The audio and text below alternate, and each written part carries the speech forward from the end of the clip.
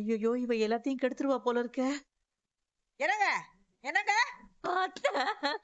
கதவு தரங்க. நாம யாரையுமே கொடுமைப்படுத்தல, நல்லாதான் பாத்துக்கிட்டோம். கூட எல்லாம் சரவணன் வாழவே முடியாது. என்ன சினிமாவா ஓடுது? இடைவேளைக்கு பிறகு என்ன நடக்கும்னு கேக்குறதுக்கு நீ முதல்ல உள்ள போ. நீங்க நிக்கிறீல்ல? இங்க என்னடி பண்ற? வந்துட்டா ஆத்தாக்காரி வந்துட்டா. இதெல்லாம் நியாயமா உங்களுக்கு? நீங்களாம் நல்லாவே இருக்க மாட்டீங்க. நீதி நேர்மை நியாயம்னு நல்ல வாய்க்கிலேயே பேசுவியே, இப்ப வாயா வெளியே. இந்த ஆள்கிட்ட போய் என்னன்னு பேசிட்டே வந்துடுறேன். ஏங்க கொஞ்சம் சும்மா இருக்க மாட்டியடா? மானம் போச்சு, மரியாதை போச்சுன்னு அத பத்தி எல்லாம் நீங்க பேசலாமா? பணம் எடுக்கும் போது மானம் போல, போய் சொல்லி உன் பொண்ணை எனக்கு கட்டி கொடுத்ததுல மரியாதை போல. இருந்தாலும் கொஞ்சம் உள்ள போய் பேசிக்கலாம் மாப்ள.